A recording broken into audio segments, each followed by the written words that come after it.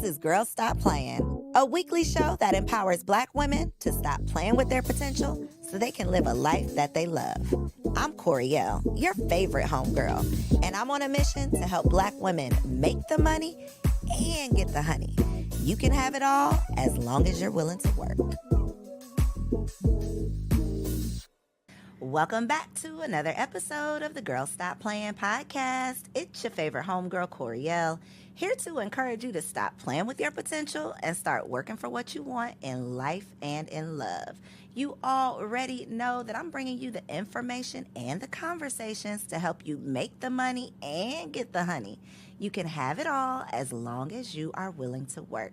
And today, I got my main girl in the building. Hey, girl. The aunties are representing on Girl Stop Playin. We're here. Carmen. I feel so just excited and humbled to be on this side of the couch. Well, I'm excited to talk to you. Yes. I'm excited to be on this side of the mic. Okay. Pressure's on you. Because if y'all ever watch Dear Auntie, then y'all already know that Carmen loved to put me on the spots. Love it. Catch me off guard. And so it's my turn.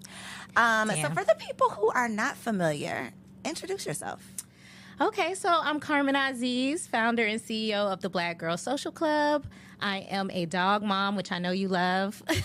I am a wife. Not dog mom before wife. Carmen. I mean, hey, Howard University graduate. I'm a lot of things. You're but those all are the top. things. Those are the top things. Yes. Yeah. So let's start with our big announcement. Okay. Go ahead and make it. Big announcement. She doesn't know it. We quit Dear Auntie. We quit. This is this was unexpected, unplanned, Yes. but we might as well talk about it, address the elephant in the room. I feel like, if you're going to be a quitter, be the best quitter you can be. Be the best quitter. We are leaving on good terms. Yes. We didn't break up. Let's start there. This is not a breakup. It's not. We are not beefing. I think that's important because usually when things end... Do you have to say that now? Like, I we don't have know. to tell people, like, we're not beefing? Okay. Yeah, I think the assumption would be, why they not doing the podcast no more? Don't you think so? No, I love you. I love me some Coriel. I love you as well. And we're not done. We're just doing some different things. We're just in transition. Yeah, we're in transition. So Okay. I'm excited about that. We do have one more episode coming out. Y'all probably will have already seen it by the time this comes on. But anyway, I want to talk about Black Girl Social Club. Okay. Because as the antisocial girl that I am, I could not imagine joining a social club. I'm probably the person who needs a social club because I'm not naturally going to be out just making friends. But I would love to know where the motivation for the Black Girl Social Club came from. Well, I will say, I want to run it back real quick because you and I went to an event recently, and it was really funny for me because I was walking around, like, talking to everybody, and I was like, hey, I'm Carmen. And Co was like, well, I guess I'll introduce myself, I guess we're both introduced now. Like, it was I just was so riding funny. your coattails, girl. Please so take me funny to everywhere me. with you. But how the club came about is essentially I am a social person. And so I moved to Atlanta and I didn't have any family, no friends. And I was like fiending for a group of people to hang out with. And so I said, hey, let me get a couple of girls together. And little did I know, it would turn into this huge thing that it is now where we have thousands of members worldwide. And what I found out is that other Black women also need this space. And other Black women are seeking sisterhood and community. And really, it's just like it's a natural thing. I really think it's just something, it's on the Maslow's hierarchy of needs. We want to be accepted. We want to be in community. And I think that's where it came from. And obviously it's needed because you have over 4,000 members, Yes. active members. Okay, let me just say this. Let me just give you some flowers real quick. Because as someone who has tried the membership thing, tried the leadership, running a team thing. That's a whole nother That's a whole nother episode. But that is quite an accomplishment. How long have y'all been around? 5 years. Going on 5. You're in your 5th year, right? You have created a movement, a global movement with thousands of women around the world who have found connection, have found this community, have probably found themselves as part of your club. Yes, so thank you. I don't think that you... Well, you probably do, but I just feel like somebody needs to tell you how Thank bomb you. what you're doing is. Well, no, I feel like I really appreciate that because I think a lot of times when people look at the club, they see the fun side of it. And it's like, oh, they just go out to brunch. And it's like, no. Girl. We putting in work behind the scenes. How many chapters do you have, Carmen? To be honest, I don't know Because off the top of my there's so many. head, but there's about 70 or so around the world. I just want to just like pause and just let y'all think. Any entrepreneurs out there, y'all already know what that means. But to have 70 of anything to have to manage. Man. And it's not 70 women, it's 70 chapters full of women. So it's just a huge task that you have taken on. And I know that it's impacting women, changing lives, and doing all of the things that you set out for it to do. So I hope so. And Yes. I know so. I know so. girl, Yeah. you definitely know so. But Yeah. y'all have to know so. So real quick, right here, we're not going to wait till the end. Where can they find out about Black Girl Social Club? Oh, you can find us on Instagram. You can follow us at the Black Girl Social Club, or you can check out our website, www.theblackgirlsocialclub.com. So especially for, I've seen a lot of people like not transient. I don't think that's the right word. What's it called when you think move it to is, a new though. place? Yeah, like you're a transplant. Transplant. That's Yeah. it. That's what I was trying to say. So a lot of, people who move to new cities that, like you did, that don't Yes. have a community. Back in the day, you could go to like meetup.com and join a meetup group, but you don't Correct. want to be with the riffraff. Now, Carmen has curated a group of phenomenal women. There's a whole process to even There be a part. is. So Yeah, this yeah. is like the cream of the crop, top of the top. Check her out. And literally, she's worldwide. But for people who struggle in the friend category, y'all also recently launched the Friendly Black Girls podcast. Another resource that I personally need because your girl be struggling, with the friendship category. I love how honest you are about it. I mean, I just everybody's not- that's what I love about you, is that you are just so open and honest about that, which I don't feel a lot of people are. And I feel like it warms my heart, but it also kind of breaks my heart because you're such a good person and you're such a likable person. And I feel like you should have a trillion billion friends. Girl, I got a trillion million trust issues, but I'm working Okay. on it. Me and my Okay. therapist are working on the attachment style good. thing, so getting it together. But those are some of the conversations that you're having on the podcast, which is Yes. what, from the outside looking in, I appreciate, because friendship is just as difficult as a relationship. I mean, it is a relationship, and it's just as difficult as a romantic relationship. But we often just assume, oh, you found a friend and y'all are just friends. And then maybe something happens and y'all aren't friends anymore. But there's a lot that can go on Yes. in between that. So what are some of the issues or challenges that you are discussing on the Friendly Black Girls podcast? So we get into a lot of stuff. One of the topics that we most recently talked about was jealousy in friendship. So we covered jealousy, friendship breakups, how to deal with a friend who's navigating mental health challenges. We're going to be talking about how to navigate friendships with new moms and new wives. And so all of these things that really impact our relationships with our friends. And like you said, I don't feel like people talk about it enough. All of us have friends, but I don't feel like that's at the forefront of the conversations we're having within the culture. Not at all. And I actually had Sybil, who hosts the Great Girlfriends podcast, and we were talking about just how the emphasis is always put on a man, right? Like you want a man because you don't want to die alone. That is, R.I.P. Kevin Samuels. That was his whole thing. But what they don't tell you is women outlive their husbands. Women outlive their husbands. Yeah. And research also shows that the quality of your friendships is what is going to impact the quality of your life most, That part. not the quality of your marriage. And the reason, and part of our conversation was, usually your friendships are like good. That's the good part. Like you don't have the issues with you shouldn't have the issues with your friends that sometimes you have, with the stresses that you have to deal with your man. It should be 90% light with your friends. And so we definitely have to make sure we are emphasizing the importance of friendships. That's correct. But for people who are millennials like us, Yes. might be in a new city, might be in transition, what are some tips or pointers for finding new friends? Ooh, well, first of all, I got to say, look for a chapter near you with the Black Start Girl there. Social Club. But also, Facebook is a good resource. They have all kinds of little fun groups. I just joined a group about homesteaders, like Black girl, women. me too. Yeah, like that are gardening and stuff like that. Stuff I never You gonna even... try to live off the grid, Carmen? I might. Are you an off-grid girl? Because the way capitalism got its foot on our necks. Carmen, baby. are you an off-grid girl? I am. First of all, I grew up in Virginia. Okay. I've worked on a farm Okay, before. okay. I Carmen love is that kind of thing. I'm multifaceted. multifaceted. But I say all that to say, I feel like the internet is a great place to find your people, find your tribe. And then going to events, you have to get out. You have to meet people in person. I know we love living our lives behind the screen, but one of the things that I love about the Black Girl Social Club and what's a part of our mission is that face-to-face interaction.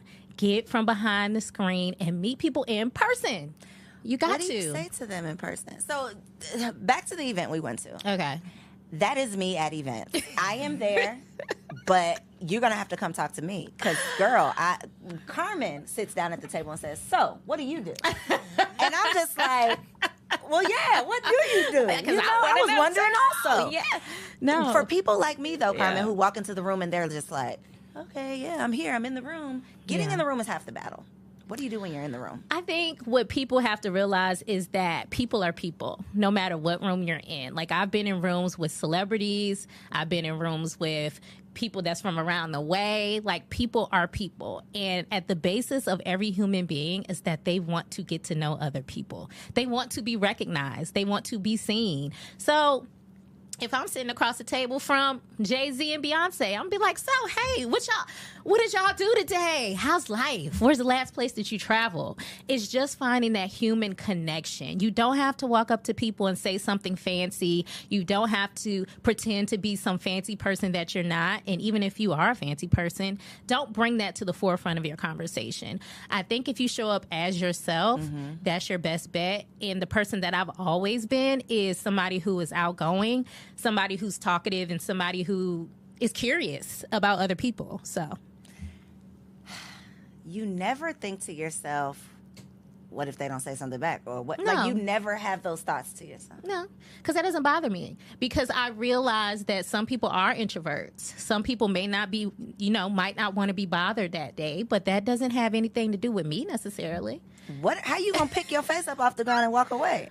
Well, Carmen, these are things I'm thinking about every day. So this goes back to, I do think you're right. I think we do have to talk about, like, the self-confidence of it all, too, because someone rejecting me in a conversation does not impact my self-esteem at all. I'm just thinking to myself, like, oh, they must be having a bad day. Yeah, but today. After that thought, then what do? Walk away. I just nice to meet you. I know I'm overthinking this. I'm sure that I am. And that's what a lot of people do. They overthink the scenario. Yeah. 9 times out of 10, that person is not going to be thinking about you when they leave. They probably had something else on their mind. Maybe they didn't want to be at the event, whatever. But I can guarantee you they're not going home thinking to themselves, that Coriel is really just a strange bird. You know what, Carmen? I think part of it is because there are so many strange birds out in the world that I have met that I never want to be that to somebody else. But even if you've met a strange bird, have you ever gone home and been like yes. 48 hours later, like, I damn. have told Kendra, did you see that lady? Why did she just... Seriously, yes, I have. Okay, well, Coriel's not a great example. She's not. This is what I'm saying. Bringing my point home for me. I'm sorry, but this is real. This really happens. People do such weird stuff that I never want to be the weirdo. But even if that does happen, what real impact does it have on that person in the grand scheme of things? She don't know I was talking. You know what I mean? Like, it's not like I'm going to now go home and because Coriel told her husband that I'm a strange bird, that I'm no longer going to be Beyonce. This is true. I'm still Beyonce. So not caring about what other people think sounds like number one. That's the first step. And really just realizing that, again, that everyone has a basic need, which is connection. So the person that's sitting quietly across from you at the table may be an introvert. Mm-hmm. They may want to talk to you, but they may not have the courage to do so. So just opening up the floor for discussion or conversation, even if they say only 2 words, like, oh yeah, I work at such and such. Okay, well that's nice. Good to know. I'm gonna have to hit you up because when I need such and such, I'm gonna have you at the forefront of my mind.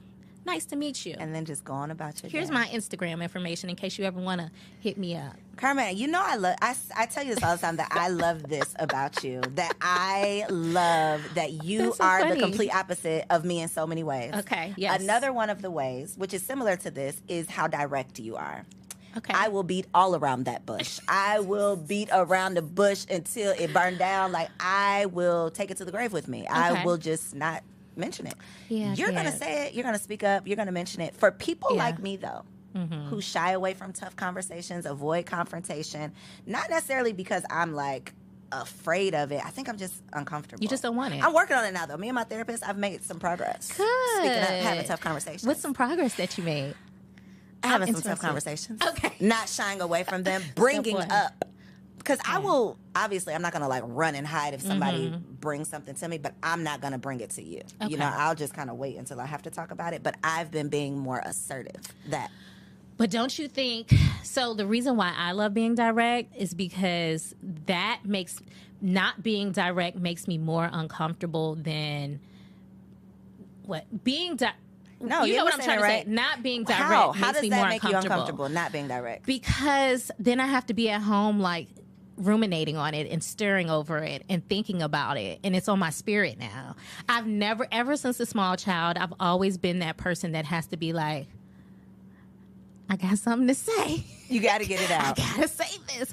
And I'm not saying that you have to say things that would hurt someone's feelings. I'm not saying that you have to. You also have to know when to shut up, too. But I think if it's important enough where it's on your spirit and it's been there for days and weeks, I feel like it's okay for you to go ahead and say it and just get it over with. Pull the Band-Aid off. Ooh, I be trying to. Why not? No, I be. Like my dad used to tell me, don't pee on my leg and tell me it's raining. I hate when people BS me. And if I feel like somebody's BSing me, I have to just get it out. This is tough. Even with the money thing. If someone owes me money, if someone owes Carmen money, first of all, they're not going to owe Carmen money because she ain't playing those games with you. But if you got her somehow, if you somehow got something from Carmen, she's going to get it back. I'm going to talk some shit about you owing me money. I'm just going to be like, hey, about that $25. My Cash App is A, B, C, and D. And don't get me wrong. And the reason I'm like that is because I am such a giving person. I give all the time. So it's like, I don't like being taken advantage of. I don't like being taken for granted. And so that's how I show up in my friendships. That's how I show up in all of my relationships. How do you do this without feeling like a bitch? Well, how are you direct without feeling like... Because I don't care about what people's definition of a bitch is. No, your definition. How are you direct without you feeling like, damn? That's what I'm saying. What is a bitch? Like, what is a bitch? Is a bitch just a direct person? Or, because like I said, I'm never saying anything that's going to be intentionally hurtful and disrespectful to someone. But if it hurts you because it's the truth, I'm not being a bitch. So everyone's definition of a bitch, I feel like the general broader term definition of a bitch is somebody who stands up for themselves, somebody who says something you ain't like one time, somebody who has confidence in herself and isn't swayed by the popular opinion. So if by that standard I'm a bitch, where's my money? It'll be me in the dictionary. And I'm going to have my money. This is why people need friends like you, Carmen. Yeah. Not even friends like you, just friends who aren't like themselves so that they can, And I am that friend in the friend group. I love being that friend because one thing about me, I am a loyal friend. And if I have friends that I feel like that I know aren't going to speak up for themselves or maybe a little bit more timid, they can tell you there is nothing that pisses me off more than one of my timid friends or my introverted friends who have done nothing to anyone who are being picked on or bullied. I'll be like, okay, where are they? Who do I need to have a conversation with? I can be that person for other people. What is that? See, now I got something else to talk to my therapist about. Yep, now I got something else to talk to my therapist about. How does this show up in business, Carmen? I'm curious about that because back to the Black Girl Social Club, it's run by all black girls, right? It is. How, and okay, let's put even a little bit more respect on your name. How many employees do you have? So right now we have about 10 people that work for the company. That you're managing? Correct. How do you balance being the boss, being direct, doing the job, doing what needs to be done, leading the company, carrying out this vision, with, because what you do is supposed to be fun. This is the Black Girl Social Club. So I'm sure people come with that spirit of this is just all going to be fun. And no, this is a business. How do you navigate that? Oh, man, I just got a flashback. I'm a little triggered. But in all seriousness, this has been the most difficult thing for me to navigate in this space. When I first started out, I wanted to be this. I had never been a CEO. So I wanted to be the image of what I thought a CEO should be. So I'm going to show up and I'm going to be professional and nobody's ever going to see me have fun. Nobody's going to not take me seriously. I am the CEO. And everybody's got to listen to what I have to say. As time went on, I realized that approach wasn't going to work. What made you realize that? Because I realized that the women that were there for a different reason. They weren't there to work at some corporation. They weren't there to, work in that space. They were trying to get away from that. And you were trying to turn this into that. You're trying to lead this organization like a corporation. I thought this how it needed to be run, right? Because I felt like as a Black woman, people wouldn't take me seriously if I wasn't doing all business all the time. So I had to change my approach, and I realized that I needed to get more into myself, who I actually was as a person. I had to care about people. I had to be curious about my staff. I had to look at things from the human side of things. How are you feeling today? Do you need time off? Do you need mental wellness days? So now my team works Monday through Thursday. Fridays are mental health days for our team. A lot of them don't take it. I guess they just love it there. But, Fridays are the days off for us. So I'm saying all that to say I really had to change my approach. But it still is very difficult for me because working with all Black women, as fun as that sounds, and as much as I love Black women, it is a very unique group of people. So you are navigating all kinds of emotions and all kinds of, if I'm being real, trauma, all kinds PTSD. Of, things that you wouldn't normally have to navigate in a setting that's outside of the Black Girl Social Club. So I'm finding myself oftentimes trying to figure out how to be the boss, how to set boundaries, but also have empathy and show kindness and to be aware of the things going on even in the world. So when you're working at a mostly Black organization, right, or an all Black organization, really, you have to be cognizant of what's going on in politics. You have to be cognizant of what's going on in the world when it comes to things like Palestine and women's rights. These are all things you have to take time to consider when it comes to the people that you're leading. So do you ever find yourself in a tough spot, or is it the same like how you are personally, where it's like, well, if you think I'm a bitch, that's on you? Is it the same mentality with business? Because Sometimes. You have close relationships with some of your staff, right? Yes. I don't know how y'all consider it, but you're friendly. I don't know if you're friends, but you're friendly with a lot of the people you work with. So how do you, because somebody out there and somebody in here, it's me. It's you. Then business about took me out, okay? Trying to run a team about took me out. And you can have a successful business as a solopreneur. Yes. Try to scale that business by bringing on other people, and the shit just burns up because we were not ever CEOs before. Most of us don't have business degrees. Nobody teaches you how to run a company, how to lead a team, all of the things. Somebody out there desires to have employees, desires to lead a team, but don't know how the hell to do it. Like, don't even know where to start. So, and also don't want to show up as the bitch, however you define that, but needs to be taken seriously, needs to be able to, run this business as a business. The thing I had to do was I had to have serious conversations with a lot of my team. Like, listen, I love y'all. I do. I promise I do. But if I don't have this done by Friday at 9 a.m., we're going to be having a different conversation. And it's not personal. It's not. I told them all the time. I tell my team this all the time. This is not personal. We are doing business from 9 to 5. How do they take that? Because if you have to say that all the time, it makes me feel like they think it's personal. Sometimes they do. Sometimes they take things personally. But what you have to know as a leader is that you're doing what you have to do for your vision, for the company, and for the people that don't even know that you're doing it for them.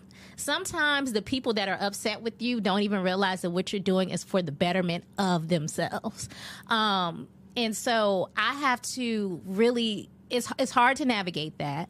But I will say I have a couple of team members who have been with me for a very long time. So they like it there. You know, they like how I show up, and I love how they show up. And so we have an understanding. But do I worry about how people perceive me? Sometimes, but it's not at the forefront of my mind, because what I know about leadership is leaders have to have foresight. They have to be able to see everything from all the angles.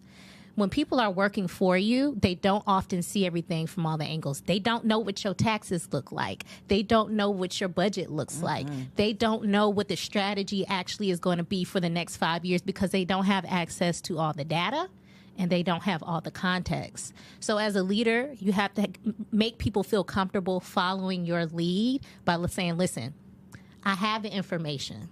Some of the information you don't have.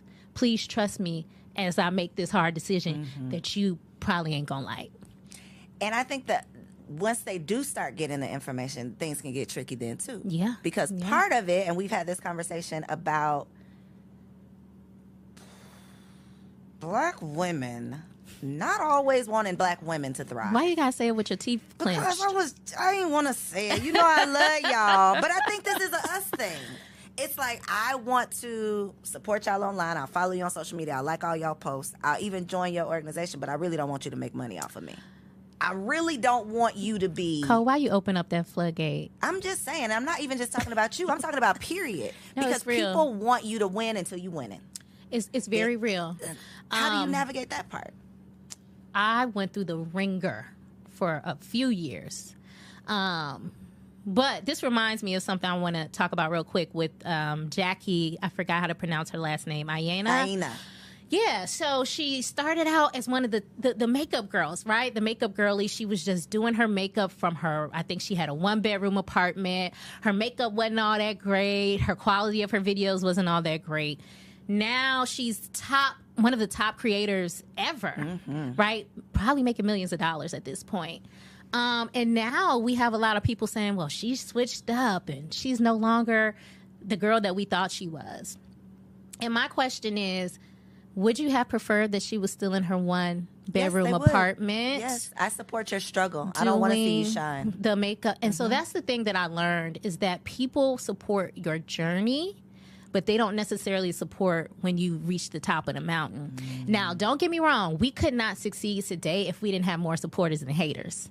Okay? Black Girl Social Club would not exist without the support that we have, and I'm so thankful for everyone who supports us. I have to say that because I don't want to get caught up on the haters. But one thing I did experience throughout this journey, and still do experience, is people counting my pockets.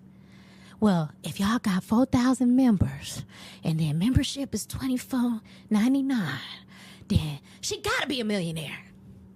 I'm here to say publicly I'm not a millionaire, just so everybody can put the yet on the get that off their chest. But at the end of the day, this is my life work. This is what I'm doing from sun up to sundown, Sunday through Monday. I don't have no days off. Okay, when my staff get off, I'm still doing the work. So one thing that people have to realize is the CEO gets the most benefit out of a business because they take the most risk on. They take on the most of the responsibility. Any one of my staff, as much as I love them, could quit today. And guess who would be there holding the bag? Carmen Aziz. Okay? BGSC could end up in the news with some terrible press today based on something that Carmen had no idea about. Guess who would have to get on the news holding the bag? Carmen Aziz. So the reason that CEOs and founders and people at the top are the ones that benefit the most from a business is because they should. Hello. They're the ones who had the vision. They're the ones who made the commitment. And they're the ones who have to do the leading. What about the firing? What's your advice or wisdom around that, letting people go? Man, to be honest, that's one of the things I really struggle with. Oh, I thought she was going to say it's one of the things I enjoy. No. I never, ever, ever enjoy firing people. I think it's one of the toughest things I've ever had to do. I'm one of those people, I like to give chance after chance after chance. To your detriment. To my detriment.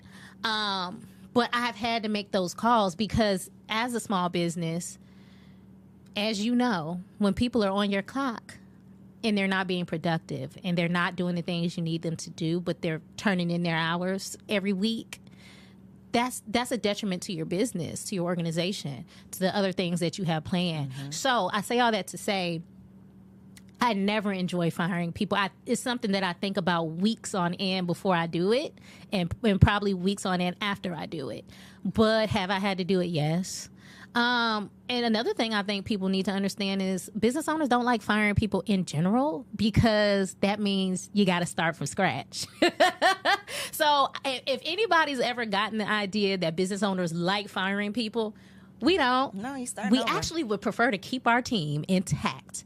But if we find that it's not a good fit, mm-hmm. and even sometimes it's not that you're not doing your job. Sometimes you're just not a cultural fit. You're not in alignment with what we're doing here.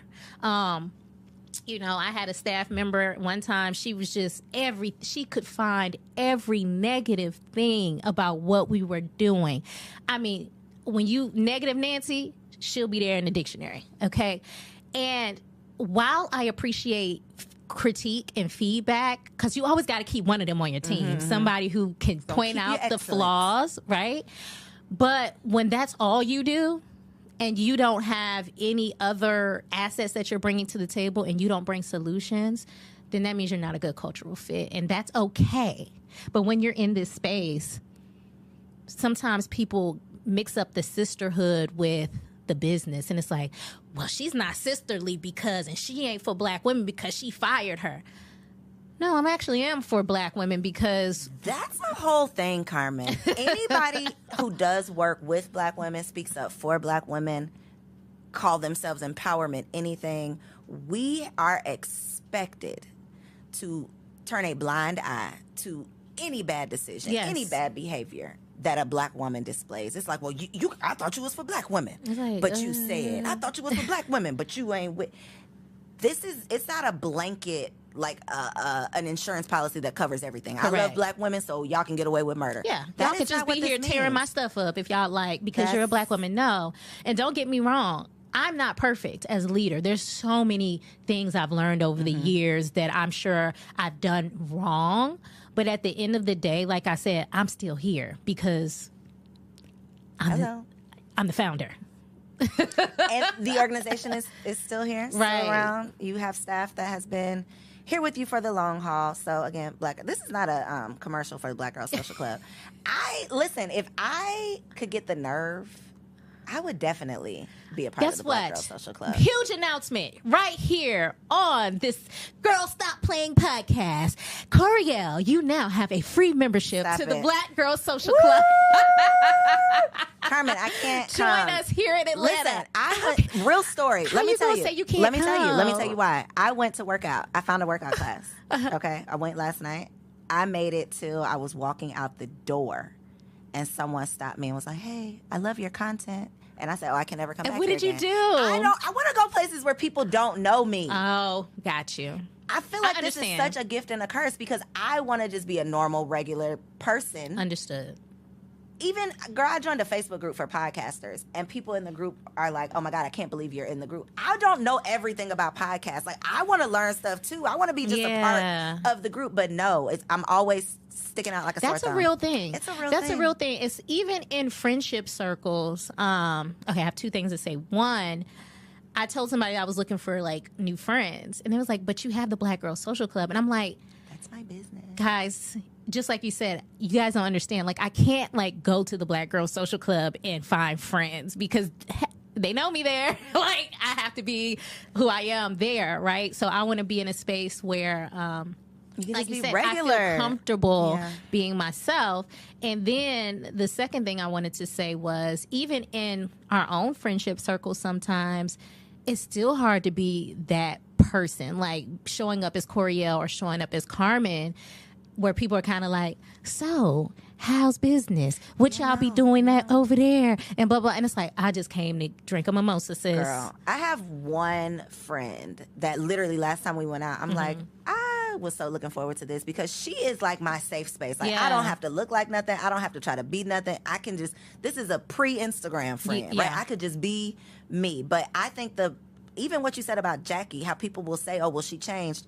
Sometimes it's not even that you changed. Sometimes it's the way people treat you has changed. So now I can't even be who I was before because you have this expectation. So of now you feel pressured to be Coriel. Yeah, it's like it's a whole circle that is just, I don't know. It's pretty hard for everybody. Yeah. So I think and this just goes back to the importance of having that safe space, that tribe. That's why friendship is so important to me. Well, we can be friends, Carmen. I know. We are friends. Okay. We go hang out and do things. And you came to my house and had a shot. I asked Carmen, hey, Carmen, when can we go for drinks? This was in like February. And she was like, oh, I think March 19th. Girl, this was like the first week of February. And she told me March 19th. Don't do me like that. But no, all of my friends are having to bear with me in this moment because I'm doing so much. Yeah, you're finishing your degree. And I graduate in May, praise God. Yes, and all the things. So, but if I pencil you in on my calendar, just know it means something. That means I do want to hang out with you. Okay. I have a friend that I'm penciled in with this Saturday. Well, pencil me in for another day because that was like a work meeting. I want to talk about getting married later in life. Okay. Even though you're not that late in life. How old were you when you got married? Pushing 40. 35? I am 36, so I was 35. 35. Okay, me too. I got married at 35 too. Hopefully that gives y'all a little bit of hope because the way that the internet tells it, like by the time you turn 30, every egg is gone. You all dried up. And the men want nothing to do with you, which was not the case for either of us. No. How did you meet your husband? I met my husband at work. So I met him Was he your work husband?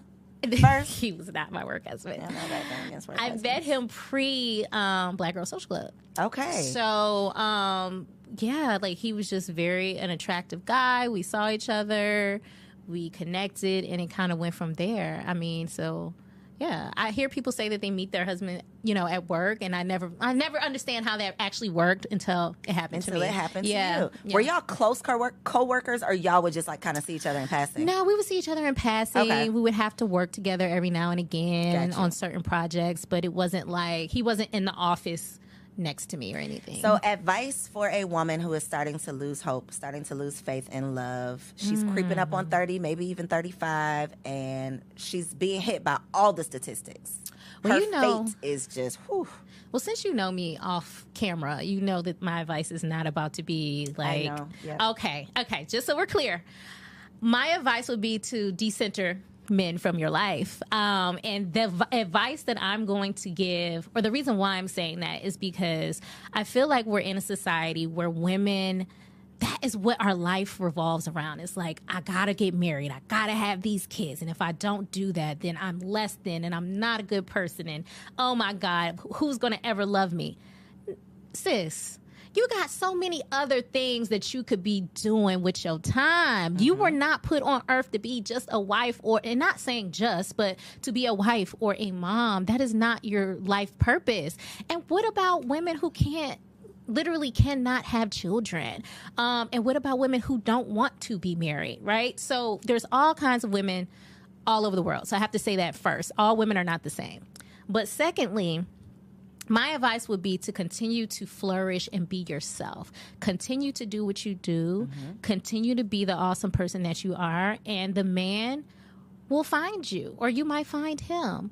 But I don't think it's something that we should be crying ourselves to sleep at night about. Girl, the ladies be crying themselves to sleep. You know? I think society is starting to change. I mean, we have talked several times about Gen Z. Like, things are changing. Millennials, we already crazy as hell, and the next generations coming behind us are even more so doing their own thing. Like, Gen Z is like, we're not even doing it. We're not doing that shit. We see what y'all are going through, and we're not signing up for that. And I'm not mad at them. And don't get me wrong, I love what marriage symbolizes. I love the idea of two people joining their lives together, creating new life. growing old together. That is such a beautiful thing. So I don't want to sit up here and seem like I'm shitting on that, because I'm not. But what I am saying is I think that there's so many ways to live life.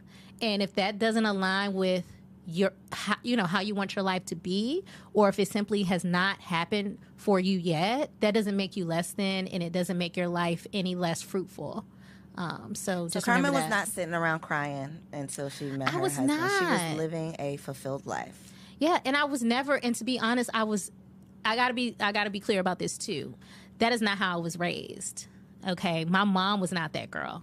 She's like, take it or leave it, baby. I am who I am. She never was that girl that was sitting around crying about a man. And I, in turn, was not. So I was not planning my wedding in my head. I wasn't planning what my life was going to look like. I was living my life as I went. And it just so happened that a man picked me out of the crowd. Was like, oh, I like that one. I like that one. And I was like, oh, I like that one too. And the rest is history. Yeah. I'm sad this is over. I'm trying to think of more questions. Let me ask you. So when's your next outing? Don't do that. When's your next social outing? I don't know, because I can never go back to that gym again. My husband's like, so you really, one person saw you and you ain't going to go? No, I'm not going back. So if anybody, I want to find all offline. Like, I wanted a therapist that was not, I mean, seriously, I want a therapist that's not on Instagram. I don't want anybody who knows me from Instagram. Because I had that issue too. I had a therapist, and once she found out what I did, it's weird. She would open the conversations like, so at Black Girl Social Club, like what? And I'm like, I'm literally cringing. Here to talk to you about the stress that I'm under at the Black Girl Social Club. I don't want to talk about the fun stuff right now. I want to talk about my mental health. It's a lot. The internet has created such craziness in real life, but we're navigating it. Mm-hmm. You're helping people create connections offline. Yes. So I'm going to have you tell the people one last time in this camera. Okay. Where they can find you personally to keep up with all of your fabulousness, and also how they can find out more about the Black Girl Social Club. Okay, so you can find me at carmen.nicole.aziz. That's AZIZ. So that's my personal page. And you can find us at the Black Girl Social Club on Instagram and online. Our website is www.theblackgirlsocialclub.com. Check us out. We are opening again for membership sometime in June. So come party with us. Come party. I got a free membership. I don't know if I'm going to use it, but I will let y'all know if I can get up. Because you're not going to be there. You're not going to be there? I will. Maybe. If you decide to come out, I'm going to say, hey, I'm going to show up. Okay. Let's do it. Okay. You know, we got a couple of things. Maybe you and Kendrick could come out. We have a Black Guy Social Club on the horizon. A couple of events where we're bringing the guys in with us. Okay, if I can bring my security blanket, I will be there. So watch out for that this summer in Atlanta. Okay, this summer in Atlanta. Check her out. All right, y'all will catch me at that event. To see what me and Carmen are doing next, though, you're going to have to just follow both of us on Instagram. Check out all, maybe 14 episodes of Dear Auntie. Keep yourself busy with those until you find out what we're doing next. If you enjoyed this episode, please make sure to subscribe to the show, leave your girl a review, and share it with a friend, especially if you know a Black girl who is trying to get social. Catch you on the next episode. So if you made it this far, I just know you loved that episode. Well, what you did not know is that we recorded it right here in ATL at Ellevate Studios. Yes, your girl has her own studio, y'all, and it's not just for me. I'm opening it up for you too. So if you have a podcast, if you are a vlogger, a YouTuber, or a content creator, and you are looking for a professional studio to record your content, or you want to hire me and my team to fully produce your content, make sure you check out the show notes below or log on to ellevateagency.com.